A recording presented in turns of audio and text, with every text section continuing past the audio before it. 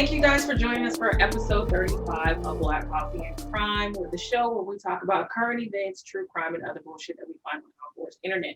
My name is Brandy. I'm also joined by Jackie and another Brandy, so Brandy W. You have joined me for this show today. We are totally unscripted.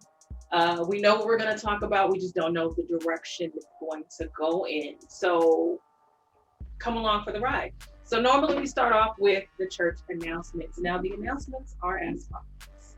We are not law enforcement professionals, so we might not know the law code. So if you do, if we misspeak or say something wrong, let us know. We are not trying to be malicious when we talk about these crimes. So if you know a victim, know that the ins and outs of the crime, please let us know in the comments here on YouTube or Instagram or Facebook. But at all times, please respect your pastor and obey your ushers, because he ain't through with us yet, and our clap back game is strong. All right. So also in the church announcements today, we have some disrespectful children. Some children that was being disrespectful to the choir director last week. And after church, the choir director had to get right with one of his children, and somehow it made it all over the internet. So Brother Kirk had to, he lost his religion for a minute. Just for a minute. He lost his religion. So just for a split second. Respect your parents. This dog. Hold on. Let's pause. All right, so back to the church announcements. We had our minister of music be disrespected by one of his children. Brother Franklin had to get right with his 30-year-old son. So Jackie, I did not watch the video, but I heard that he cussed him out in the most dignified Sunday morning, bringing the word to the Greater Mount Moriah Pentecostal Kojic Baptist Evangelic Church kind of way. Like, what happened? Like, what happened with that? He pretty much, okay, so over the course, before the recording came out, the son out of nowhere, which I don't know his name right now, but he came out and was like, Kurt Franklin's been a horrible father to me, and, he's just never been a part of my life, and he doesn't love me, right? Mm-hmm. So the whole time Kurt Franklin hasn't been saying anything. He's just been letting him say it. So then he posts a recording of him and Kurt Franklin, like, literally, he lost his religion for a second. As a parent, I understood. What happened is his son was disrespectful and was like, I will whoop your ass. And Kurt Franklin pretty much had to let him know, like, who are you talking to? Like, do you think I won't come beat your ass? It was pretty much, I'm paraphrasing, but that is exactly what he told him. Like, don't you ever disrespect me in your life again. Don't ever do that to me. I've done too much for you. The emotion that came behind the cussing was a parent like me. When I know I've done a lot for you, and then you got the balls to try to tell me what you finna do to me, I will beat your That's just how I took it. That he was like, and even as he felt so bad. He apologized. He apologized within minutes. Like, he was like, y'all, please, I'm sorry. I'm just human. Listen. I know, but I'm so sorry. Listen. What's his name real quick? I ain't apologizing for shit. Okay? I am the mother of a grown woman, child. And if she say something like that to me, I ain't apologizing for nothing. I mean, to take all of her spirit and crush it in the palm of my hand and blow it back in her face in the name of Jesus. And I'm not apologizing. And I don't think that Kurt should have apologized. And people saying that, they're canceling him because he cussed. Listen. People, y'all do way more than cuss. I'm trying to find his name. Y'all do way more than cuss in front of your kids, to your kids. And the fact that this grown man came at another grown man about what he don't do for him, he deserved that verbal ass whooping that he got. And he better be glad that our minister of music didn't go down there and, go down there and rough him up. So and they are really trying to cancel him because they're like, as Black fathers, we should not be talking to our children. Are you serious? Even the sister, like, he posted this old picture, looked like he was about 17, It was like, this is the last time I really hung out with my dad. And the sister had to get on like, are you really serious? Like, we just hung out like a couple of months ago. So she's like, we have pictures from a couple of months ago. Like, why are you on here acting a fool when you know this really isn't how it goes? Like, why are you doing this? What do Like, you Like, stop. I'm sure that he didn't enjoy cussing his son out, but also on the other hand, the son played the part that made him look a certain way. Like, we didn't get the whole. First of all, we don't know. It's their business. That's Right. their own business. The son shouldn't have released the thing trying to make his dad look bad. We don't know what happened before this recording, before he started recording, and we don't know what has been going on previously in their situation. So no parent wants to have to cuss your kid out like that, but if there's anybody that's gonna push you It's to your that level, it's your spouse And them and your kids. children. right, right. And here at the Church of Black Coffee and Crime, we already know that. And so like we said, you respect your pastor, your parents, because your pastor can sit you down, and so can your parents. Um, mm, so watch yourself. I don't care how old you are. Watch yourself and govern yourselves accordingly. Those were the church announcements. Now, let's see. Now, last week we missed a couple of stories. And the reason why is because, there's so many things that happen in the world and, on the internet. We just can't catch them all. We can't bring them all to you. Now, one of those things happened, I believe, March 5th, which was another incident in Rochester, New York. Now, previously, we brought you the beginning of the year, we talked about a little girl, 9-year-old girl, who was pepper sprayed by the police when her family called the police for assistance with locating her, and they pepper sprayed her. Well, Rochester police is at it again. They didn't pepper spray her, not somebody else. This lady was coming out of a store. Apparently, she might have been disruptive in the store, in a local CVS, and they called the police on her. She leaves the store. The police come out. She's out of the store. Out of the store parking lot, and they see her and they say that she stole something. So she empties her purse. She empties her purse, and she has nothing. And so she's really agitated. She has a 3-year-old girl with her. She's really agitated and scared, basically. And so she gathers her stuff and she takes gathers her baby, and she runs. They chase her down. They take this baby from her by force, this 3-year-old. The baby's crying, and they pepper spray her. And one of the things that they were afraid of was that the pepper spray, the blowback, would get into the child's face. One of the interesting things about this, though, and this tells you how deliberate the police are with covering up even the smallest things. One of the officers said to another officer in a car, "Come around here and block me, because it wouldn't look good with me manhandling a 3-year-old." Wait, what? What the 3-year-old finna do? Why didn't What the mama do? Mama And didn't? don't nobody get in our comments talking about what she should have ran. I don't want to see it because I will That's a play. fear response. Running, especially with everything that's gone on, and all the hashtags, that's clearly a fear response, because you're like, this is, I'm scared that I'm gonna be one of those hashtags. I'm scared of the police. I'm scared of what they're gonna do. I have my child with me. They can harm my child. They can harm me. And as we know, Black children and Black women are not exempt from police violence. We've got Sandra Bland, we've got Tamir Rice, we've got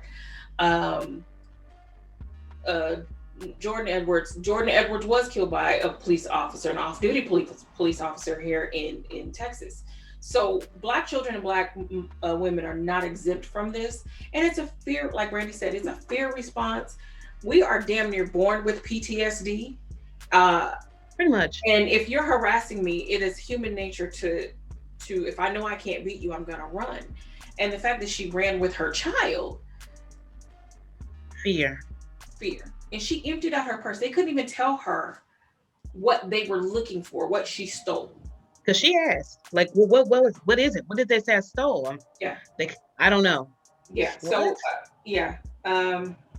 One of the city, this is an article, March 5th of 2021 from the New York Times. And it says, it feels like our officers are out of control. Those are the words of Mary Lupine, one of the city council members there in Rochester. She said in an interview, because this is the second incident of this year, and we're only in March.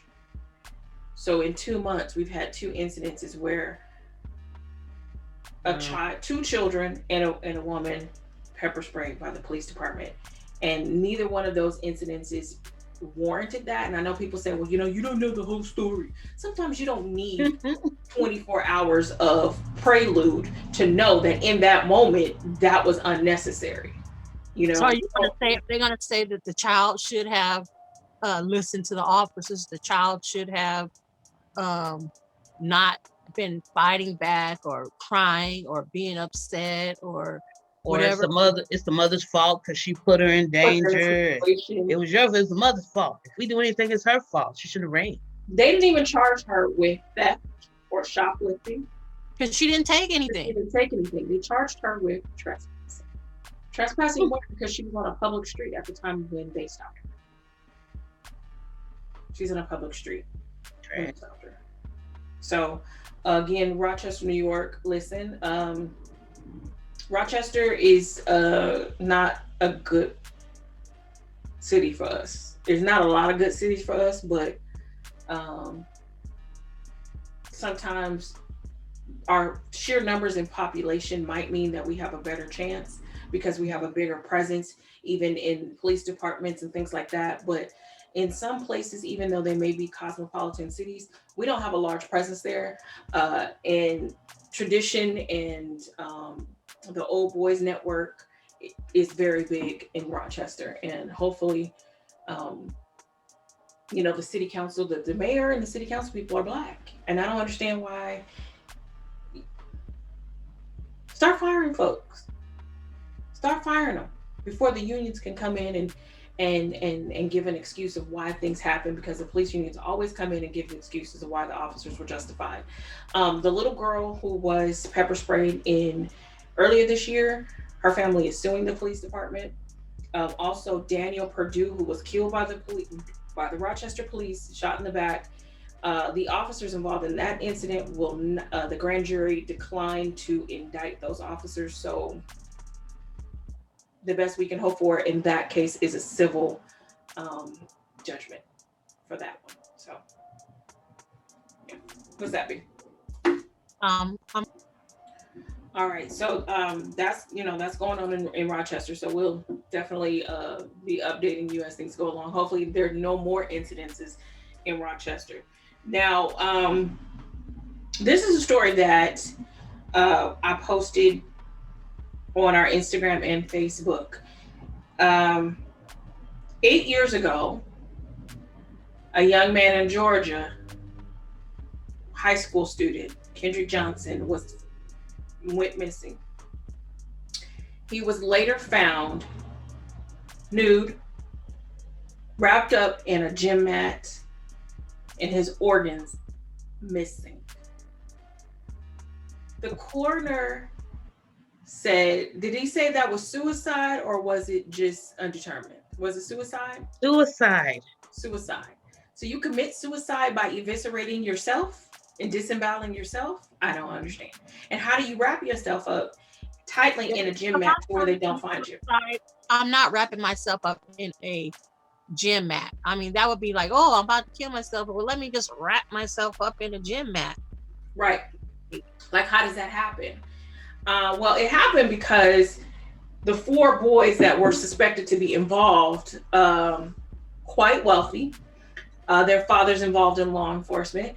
So the natural thing to do is speculate that had something to do with it. The Georgia Bureau of Investigation refused to reopen this case for years and years and years, despite millions of signatures on petitions. They refused to open this case. According to this article on CNN on March 10th, Kendrick Johnson's case is finally reopened for a new investigation. God. This is a case that has not been on our docket uh, because I just couldn't do it. I couldn't talk about it. Since Trayvon Martin was murdered, and then Mike Brown, then Tamir Rice, and then Jordan Edwards, and then Sandra Bland, and then all of the other precious souls that we've lost to police violence or white supremacy or racism. It's hard. Yes. It's hard to do these stories. Now, some of the stories, like the one we're going to do about Kendall, Francois, and some of the other stories we've done, have not been as emotionally taxing. But some of these really, really, really, really get to you, like Lisa Renee from last week. And the story we did the week before. These things really, really get to you. And Kendrick Johnson is one of those stories. I couldn't do it. Brittany knows, like, I'm extremely passionate about that story because I just felt like no one cared enough about him. His poor mom and dad are fighting and nobody else cared. And once they made attention to it, once everyone else was like, look, somebody do something, and to know that your whole state, with all the evidence there, during that time, how popular organ donation was, taking people's organs in and it just didn't make sense. And I felt so sorry for him because he trusted these boys. Because I'm saying they did it. I don't care. And he trusted them. They had, and here they were. He committed suicide. How do you roll yourself? Yeah. First of all, he cut out his own organs. He took off all his clothes, left his socks on, put the shoes that he had normally let these boys borrow in there with him. Then he got in a big, ginormous, I don't know if y'all know those pool mats that weigh about, maybe 100 pounds, consider how many of it was. He was able to stuff his body in a hole. And hid himself. That starts off like this. And hid himself. He hid the mat himself. So yeah, and then hid it somewhere. Hid his own mat. And that they did not find him immediately. So this happened at the Lowndes County High School in January of 2013. So this is from the CNN article. It says the initial investigation concluded that Johnson accidentally slipped into the center of the mat while reaching for a shoe and got stuck. An autopsy conducted by the Georgia Bureau of Investigation determined that the cause of Johnson's death was accidental positional asphyxia. Okay. But his organs were removed. Okay, so yes, accidental positional asphyxia, and that's directly from the CNN article from March 10th of this year. So they're saying that he was suffocated inside the mat. Right, basically because he slipped into the mat while reaching for a shoe. First of all, if you're reaching for something, you're going this way. The mat wasn't vertical, it was horizontal. So how did you slip into a horizontal position? Because you have to crawl through this mat to get to the shoe. I'm laughing because it just sounds so bizarre. How did the shoe you have to ask these little questions. How did the shoe end up in the mat? How did you slip horizontally into a mat? So was it accidental death? They're saying accidental asphyxia. Because basically the and matter of fact, he did it butt naked too. He's not worried about putting his clothes on. He's just worried about getting. He went out, came from the shower, went out to the gym to get that shit. Slip, so he slip in there. Yes. Crazy, ain't it? But also, crazy. In the same article, it says an autopsy conducted by a pathologist hired by the family determined that the cause of death was unexplained, apparent, non-accidental blunt force trauma to the neck. So that was an independent autopsy outside of the GBI's autopsy that was performed. Now, coincidentally, I believe one of the kids' father worked or had previously worked for GBI. Mm-hmm. And although they are reopening this case, the coroner stands on his position. Of course he does. He's standing on his position that this was accidental death. Now, there was in the late 80s, early 90s, a case out of North Carolina, very similar. A black kid hanging around white kids was found hanged in the forest, and none of the clues added up. Nothing added up in this case. This case is actually, I forget the guy's name, the young man's name, but this case has been on several crime shows. We'll probably talk about this again, but yeah. Isn't there a recent case where there was a boy who left with his friend and his mother, and they say he drowned in Louisiana? Mm-hmm. Yeah, that's the current case that they're. Yeah. In Louisiana. Yeah, and they said that he had drugs or something in his system, and they found none. So yeah, that is an ongoing case. You know, so very similar, and it never fails that. I mean,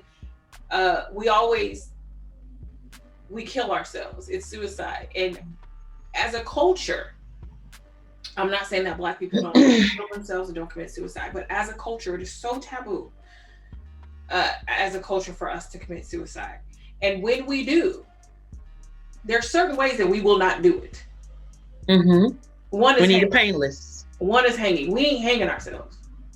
It needs to be quick and painless. Very few and far between that you find cases of Black people hanging themselves. And I hate to bring this one up because I might cry. That's Sandra Bland. She killed herself. Say what now? Yeah, no. With plastic bags? With plastic trash bags? How the hell do you leave?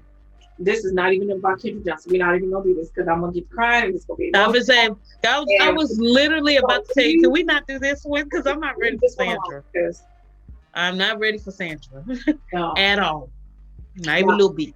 No. And this is the reason why these cases are so hard for us to talk about, is because we internalize. We don't know these people, but we internalize this because Kendrick Johnson could be my nephew. He could, you know, if I had a son, he could be my son. Sandra Bland could be my cousin. Tamir Rice could have been my nephew. And when Trayvon Martin was murdered, all I could think about was the safety of my nephew in his own neighborhood, walking down the street with a hoodie on. And it like I lost sleep because I was always worried. Like, don't let him go outside. Do not let this boy go outside. And the fact that Black parents and Black families have to tell their kids, don't wear a hoodie. It's hoodie season. Be careful.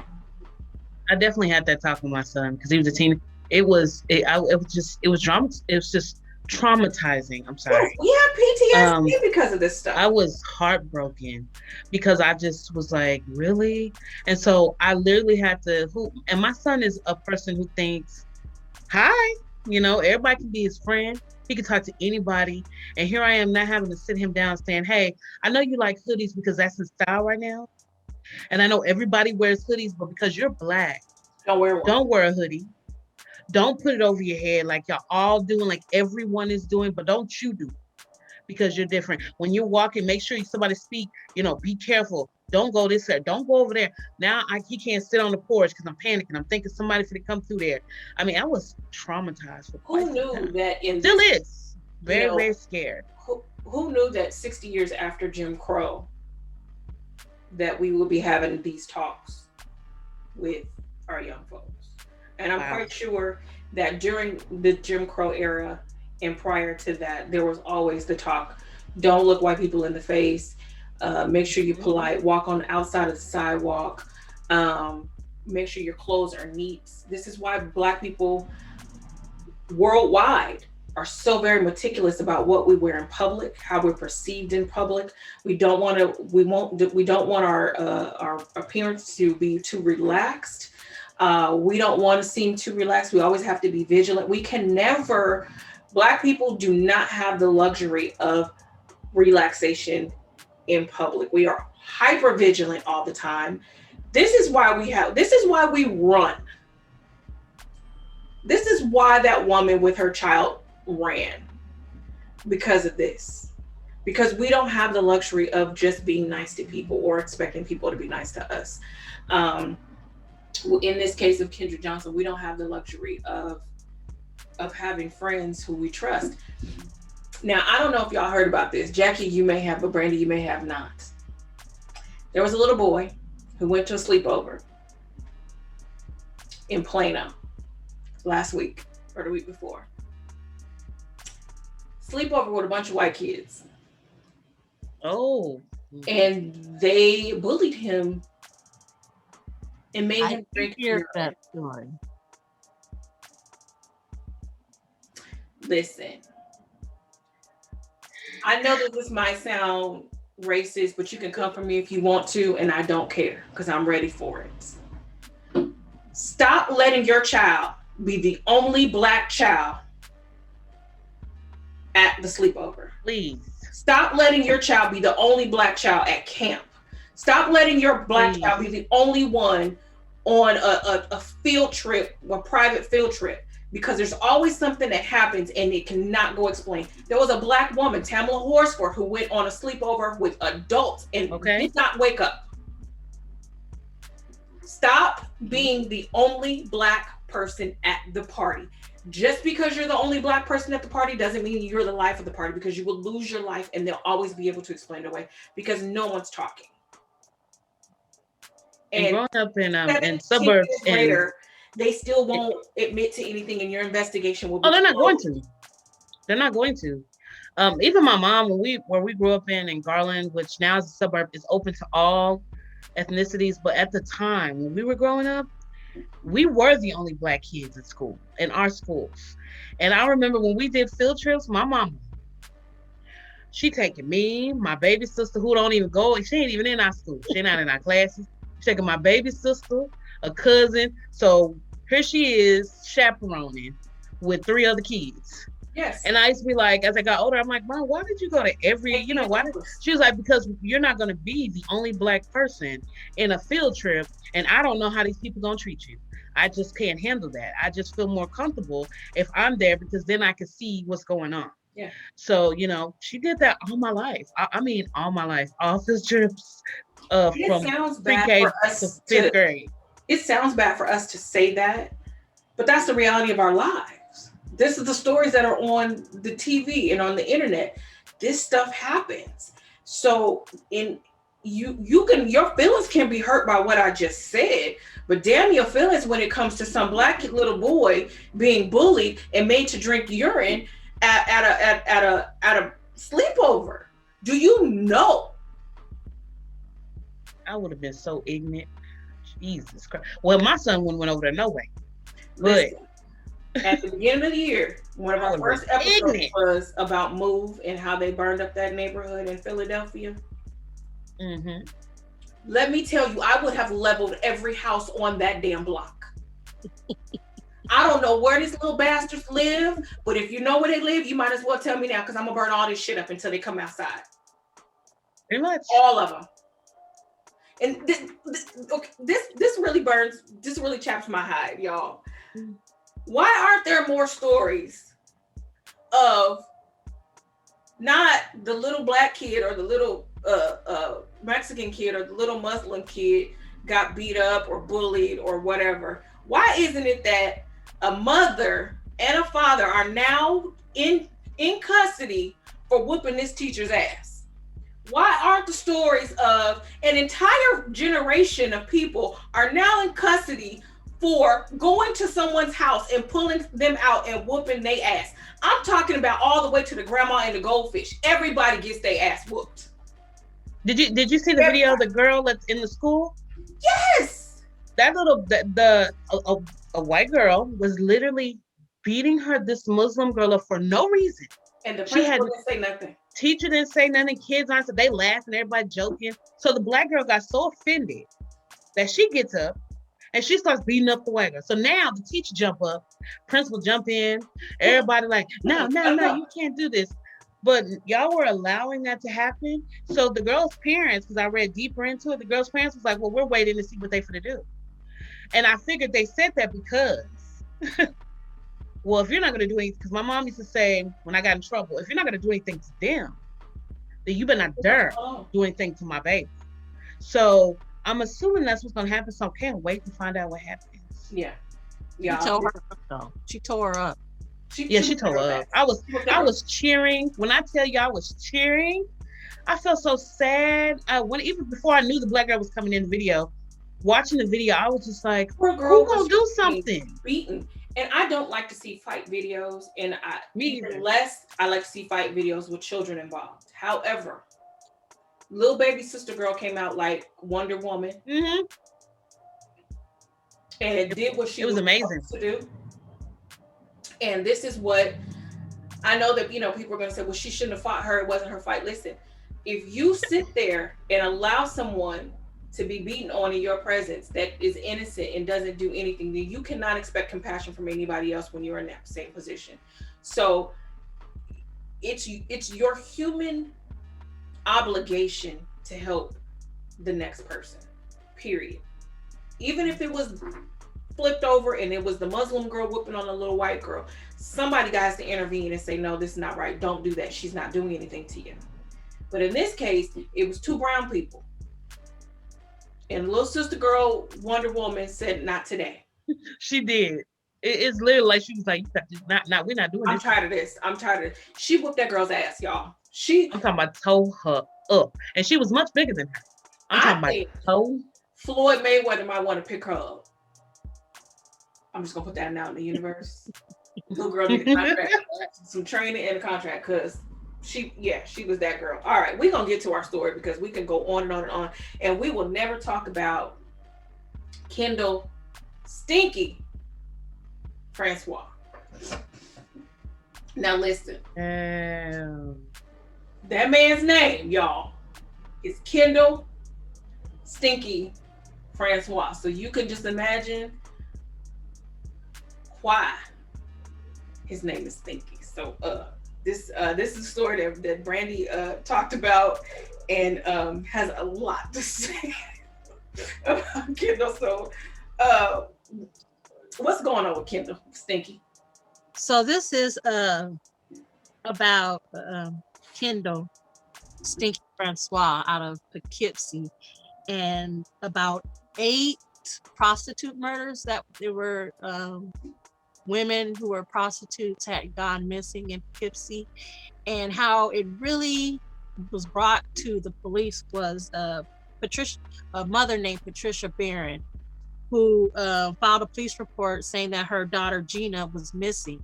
Gina was a prostitute and she was a drug addict, but she always stayed close to home and kept in touch with her mother and her daughter, who her mother was raising.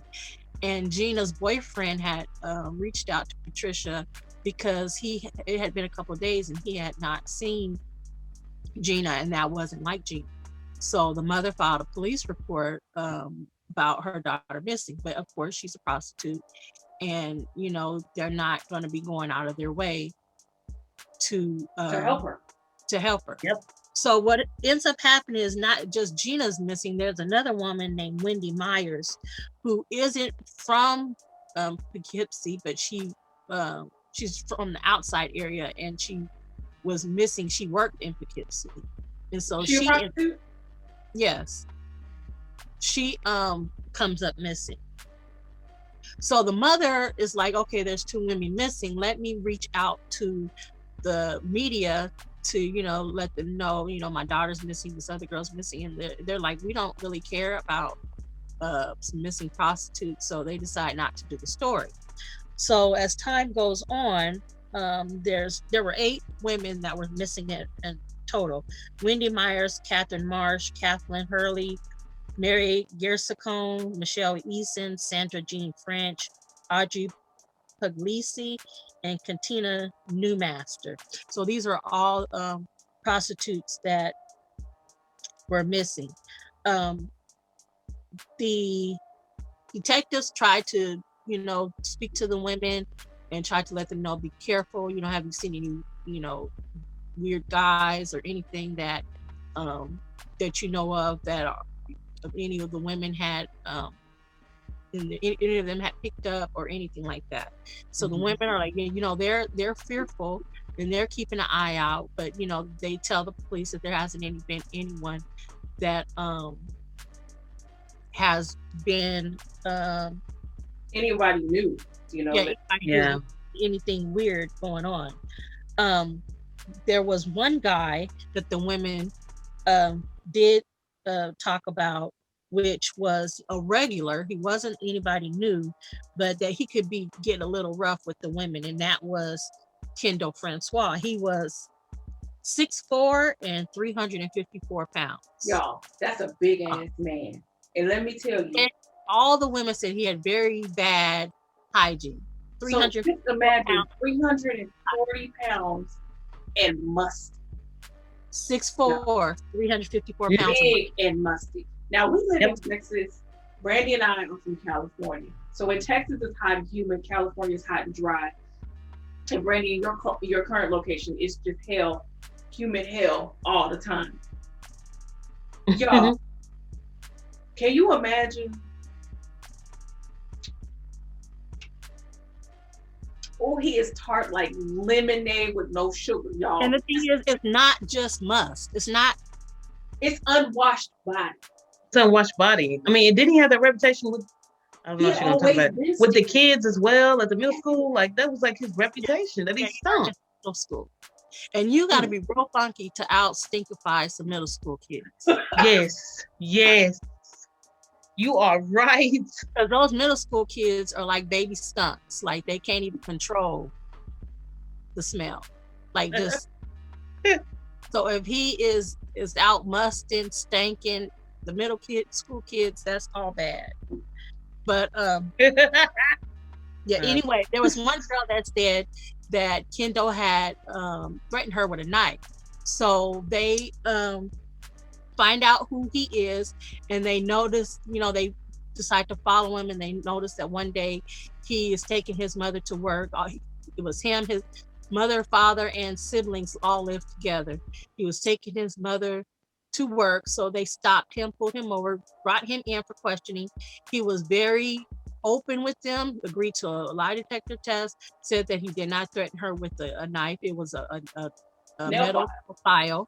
And he was very open, you know, whatever they wanted. They said they really didn't have any grounds to get a warrant, so he gave them permission to come to the house. So they said they came to the house, and he was very he would not let them in any other rooms, only his room. But they did say that there was like layers of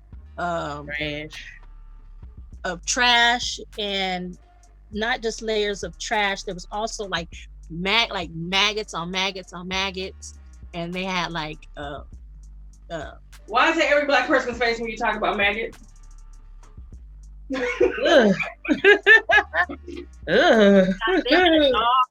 Who was pooping all over the house, and it was like food just rotting everywhere. And so he, like I said, he wouldn't let them go anywhere else in the house. They went straight back to his room, and the detectives were like, they said his room was worse because it was just rot food everywhere. It's like the worst episode of Hoarders that you've ever seen. Yes. That was his house. So if you ever watch Hoarders on A&E, the worst episode that you've seen, that was Kendall's house, and the entire family lived like that. So like I said, they couldn't like search the house, but he took them to the back room and to look for this nail file.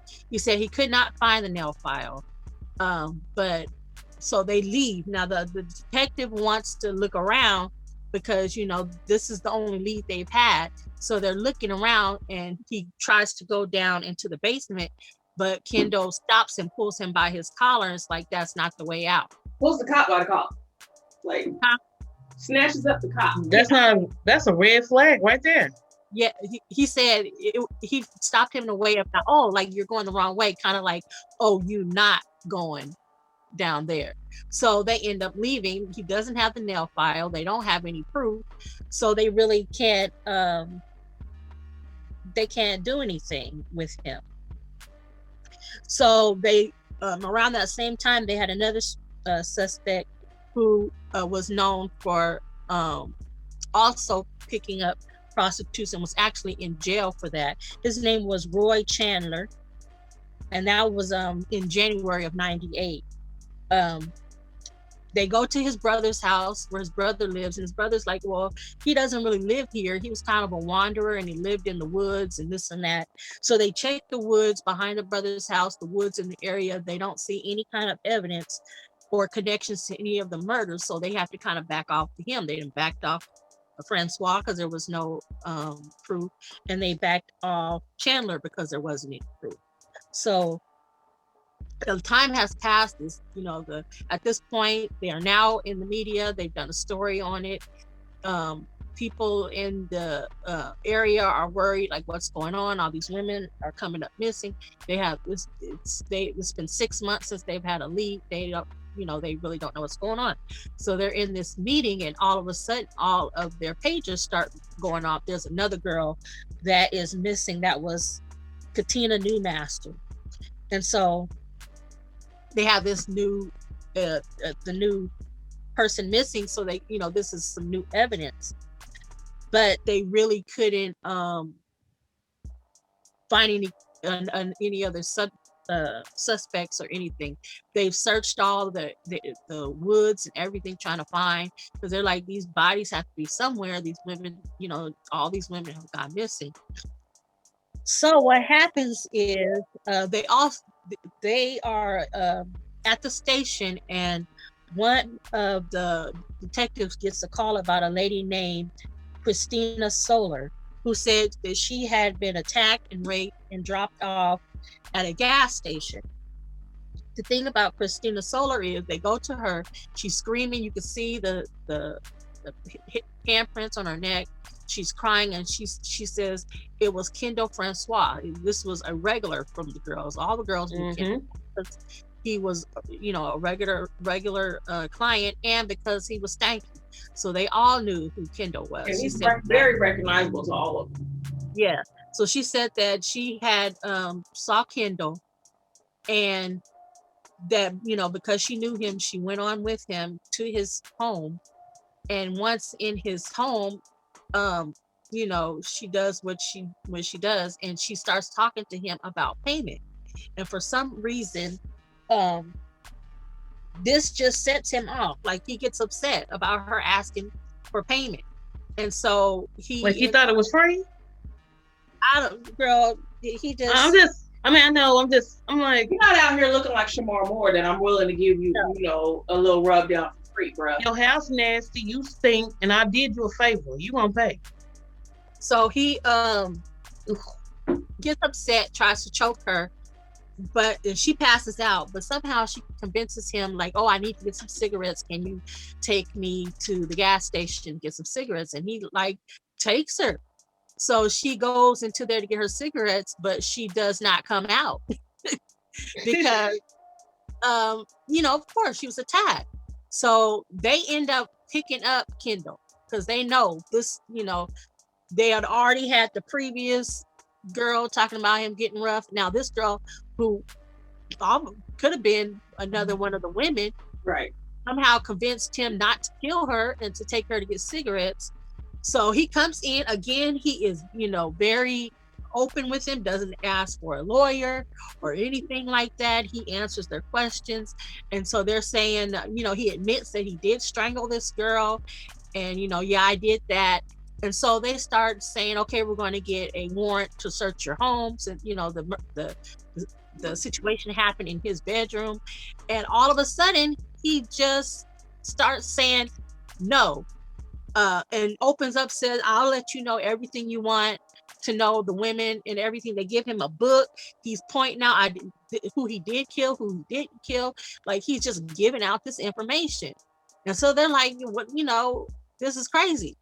But so they end up going to the house because, of course, now it's a full-fledged crime scene. So they go to the house. Again, house is just nasty. How many days did it take? I know it took a couple of days for them to find the bodies that they did find. Well, they found the bodies, but it took them, let me see. It was a 29-day investigation. I think it took them 5 days to remove all the bodies from the home. And it was literally like hazmat suits and everything, and they had to basically excavate this house in order to find the bodies. I want you guys to think about the smell, how bad it had to be that police officers went to the house and did not know that there were how many in the house? All those dead bodies in the house. And this is what makes it even worse, is that Gina, Patricia Barron's daughter, she had gone with Kendall, Stinky Francois. And what happened with her, she was in a bad mood. So Patricia Barron's daughter, Gina, met up with Kendall Francois, and she was in a really bad mood, and he didn't like that. So he choked her out and killed her. And this is the crazy thing. He hides her under his mattress for 3 months. 3 months. So just imagine that smell on the mattress. He was sleeping on top of He was sleeping on the mattress? She was underneath his mattress for 3 months. And then he finally put her in the attic with Wendy, which was the first lady that went missing, Wendy Myers. So let's think about that. When the police came to get the supposed knife or nail file, she was in his bedroom. Well, we don't know if she was in there at that point, but I'm saying 3 months she started decomposing into the mattress. The house smelled so bad that they just did not know. I know that they probably know the smell of a decomposing body. That they seen decomposing bodies. The smell was so bad in that house that it didn't tip them off to, oh hell. Yeah. I was like, a dead body in here. What is going on? He took them in the room. So then they say the smell was like on the street. But that was already the house, though. The house already, everybody in that neighborhood knew that there were hoarders. I'm like, BW, like, wouldn't they know that smell? The smell of the house was worse than the smell of death. Okay. No one suspected anything because the house they had been hoarders for years and no one had been in that house. And so they already knew that it was nasty and it stank. And so anything coming from that house were normal for the neighborhood because his parents didn't even know that he had all these dead bodies in the attic. His parents did not know. Okay, but you said they have, I know some people, their body becomes immune to smells, right? So she got this funk. She a nurse. So wouldn't she pick up a new scent, or you trying to say that the house was so horrible? The police came in. They didn't smell decay. They smelled so much decay that they didn't even know it was decay of a human body. There was decay everywhere. They said it was rotten food, piles and piles of maggots, piles of animal excrement, infestation of any bug, roach, any. So they searching the house. They find 5 women in the attic. It's gonna make me scream. 3 are wrapped in plastic, and 1 was partially dismembered. Itching now. I've been over here for the longest doing this. Itchy. Oh, they had to take out their 2 jackets after coming out of there. I know, because stuff be falling in your pockets, and then you done took that stuff to your house. So then they found 1 in a child's wading pool that was so decomposed it was like a sphere. And the officers saw that and they just lost it, like just so grossed out.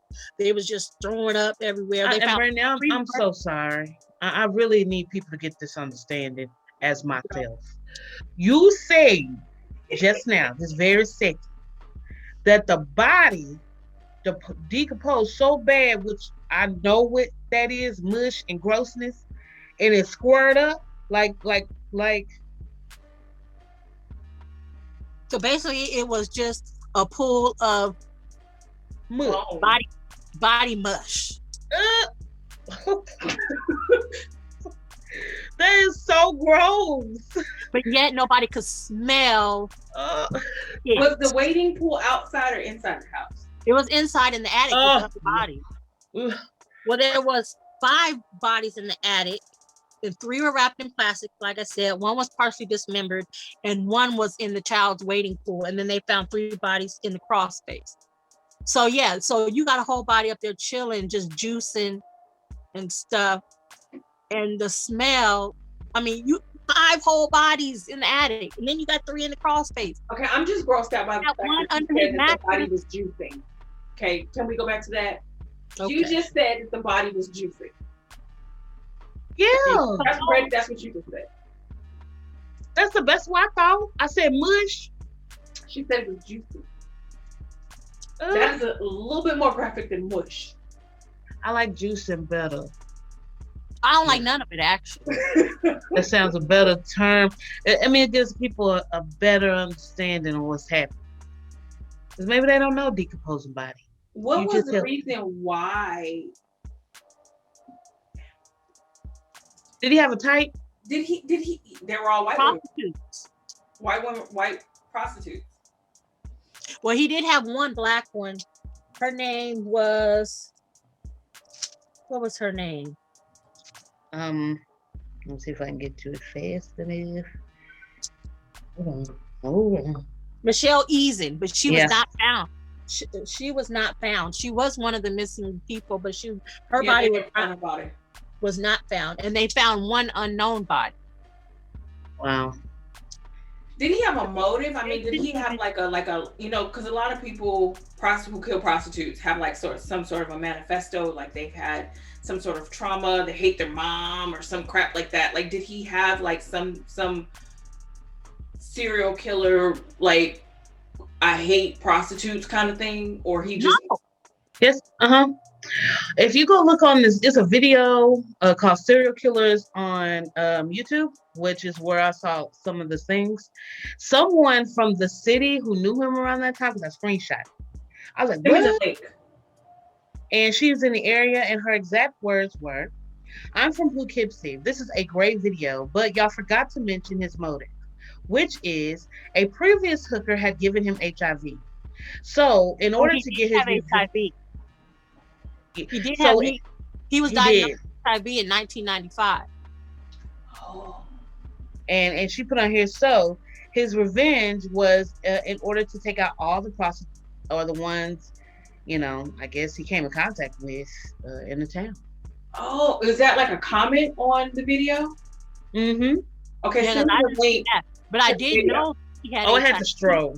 Because I like to look at the link to the actual video, and I'll link that into the description, so we can at least watch that same video and then look at those comments. So he died in 2014, I think. And but someone said that he died from AIDS, though. We don't know if he died from AIDS or from something else. Yeah, it said that one of his female acquaintances said that he died of cancer while he was still in the the Wendy Correctional Facility in September 11th of 2014.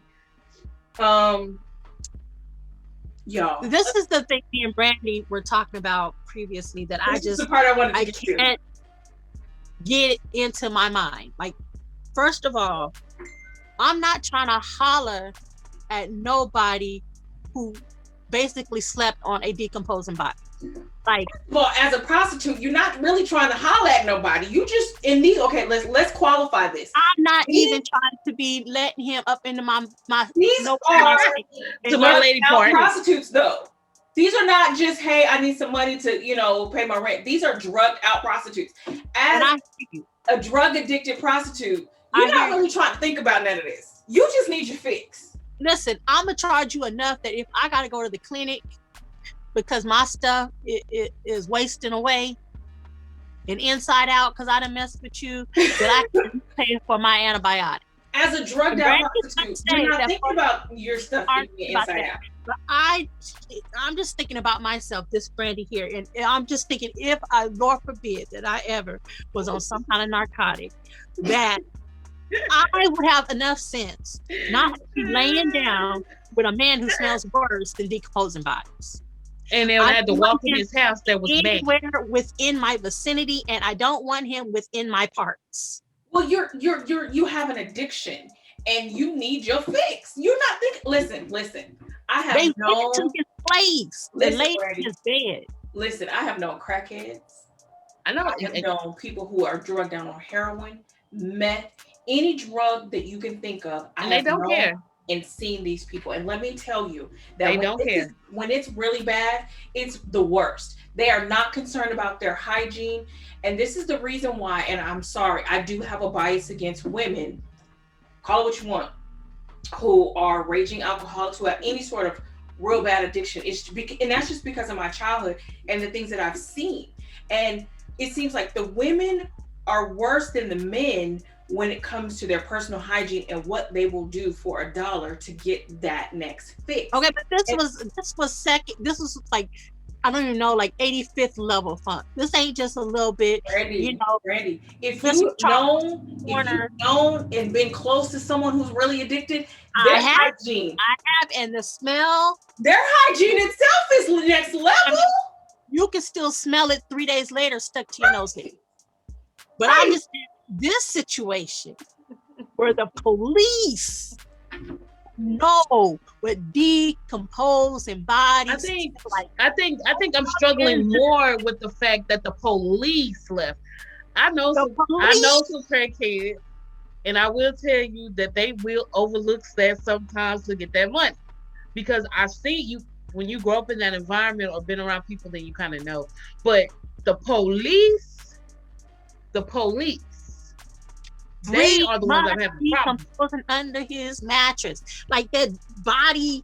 That's what I'm having a problem with. The police. Decomposition juice is in his mattress, and that house smelled so bad, and he smelled so bad that they say F that file.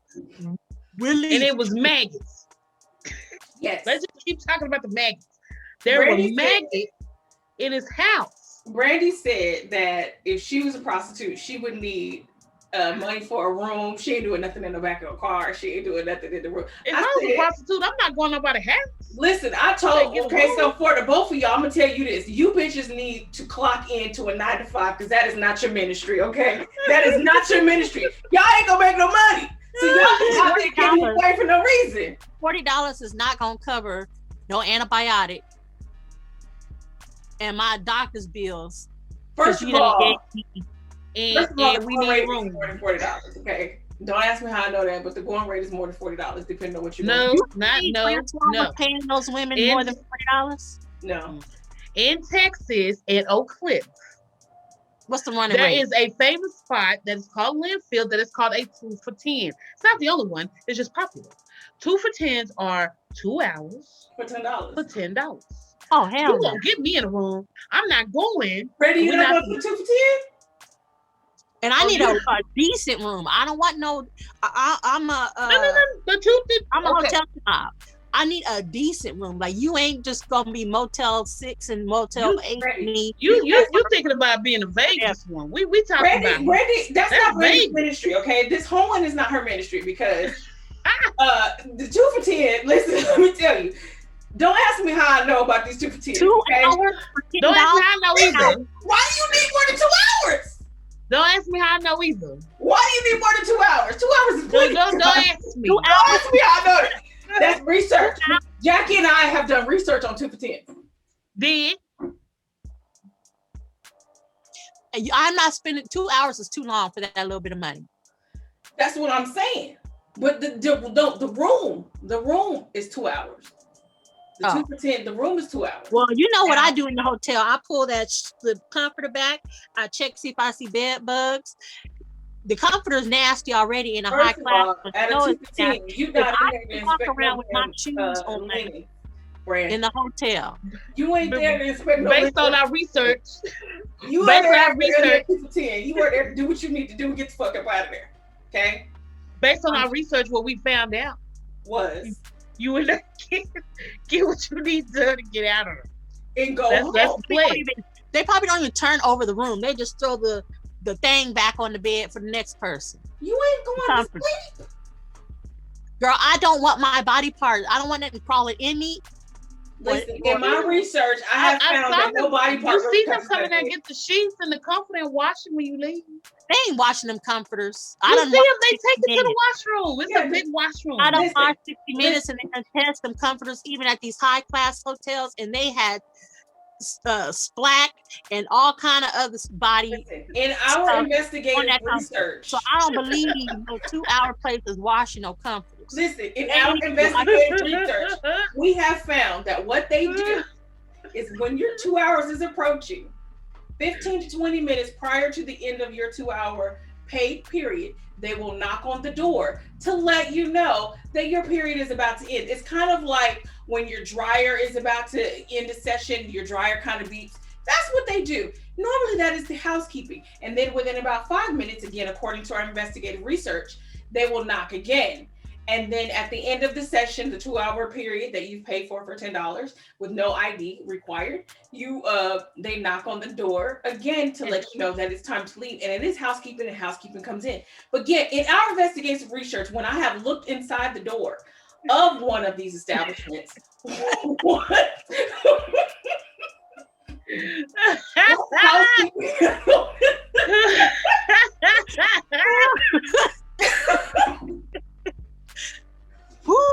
once housekeeping has opened the door, because I have just looked in, I just happened to kind of glance in because we were investigating. I noticed that the housekeeping goes in there with the cart, because housekeeping has the cart, whatever. And they look and see if the bed has been disturbed. If the bed hasn't been disturbed, then what are we looking for? What if the bed has been disturbed? And change the sheets. So again, according to my investigative research, I have seen this happen. Okay, well, Kendall decided not to. That made it look so much worse. What? If the bed ain't disturbed, they be there doing that. They don't even care. I didn't see 60 Minutes, and they didn't test it to nasty comforts. Now imagine Kendall Francois was before you. Oh, well, no, when I investigated it, I didn't really get it. So I knew the purpose that person was going in there when I asked her when she came out. And she told me what her purpose was when she went in there. So I'm just saying, I'm not cut out for this life, and I cannot be hooked on none of that narcotic, because you're not just. I ain't going to his house. First of all, I ain't going to nobody's house. I don't care if they smell. Yeah, I won't go to nobody's house. But I definitely would be like, girl, you go ahead and take him. I ain't that hard hit. I will get high. I ain't going through withdrawals yet. I'll holler at I ain't gonna get high though. If you're not gonna, that's just not your life, baby. It's not. Because you ain't gonna never get the fix. It's not your ministry. It's not your ministry. And I'm saying that, in my investigative research, because I like to know what I'm talking about before I do these things. And I didn't know what a 2 for $10 was before I moved to Texas. And I had heard about them. So I just really wanted to know. This is why I went off on this research jaunt to find out what goes on at the Linfield. I just want to know, because I just want to know what goes on at the Linfield. Yeah, so keep in mind she's not even from here, so she did investigation. Right, and that's not Brandy. That's not your ministry, and that's fine. It's not my ministry either. But I didn't know what goes on. Play up next to Decay. Hugging up next to Decay, having Decay on top of me, having Decay behind me or either side of me. I'm not down for the Decay. Just them girls had some infections after me. Well, it didn't matter, but some of them women had infections prior to that. That's why they didn't care. Well, anyway, he ended up getting life in prison, and he died while he was in prison. He went on to Attica. And I don't know if his hygiene improved once he got over to Attica, because I'm sure his cellmates and such didn't want to be smelling him. So I don't know. We don't know that part of the story. If there's anybody out there who did time with Francois, please let us know. Let us know if his hygiene improved. Yeah, because he had been stinky for a whole lot of years, so that wasn't new. Kendall had been stinky for years prior to the murder. I'm guessing his mama and his daddy and his siblings was funky too. It was a whole funky Francois family. Whole family's fine. All right, y'all. We're gonna end when we talk in this show talking about the funky Francois. So we want to just keep in mind what Brandy said earlier about the juicing body in the kids' waiting pool. So we want you to sleep on that thought and what that looks like. A body juicing itself into a perfect square in Kendall's house. So that's how funky that house was. So we're going to go ahead and end the show. Now, next week, we're actually going to be able to catch up on all of the current news and current stories. So we'll just be talking unscripted about what the hell's going on Al Gore's internet next week. And then our last show of the month of March, we'll be talking about Samuel Little, the most prolific American serial killer on record. Very interesting story about this guy. He was a very old man by the time he was caught. So we'll be bringing you that. So we do want to thank you for joining us and talking about Kendall Stinky Francois and also Kendrick Johnson and the Rochester pepper spraying incident earlier this month. So thank you all for joining us. Thank you, Brandy. Thank you, Jackie. And be safe, be blessed, and enjoy that second cup. Good night. Good night.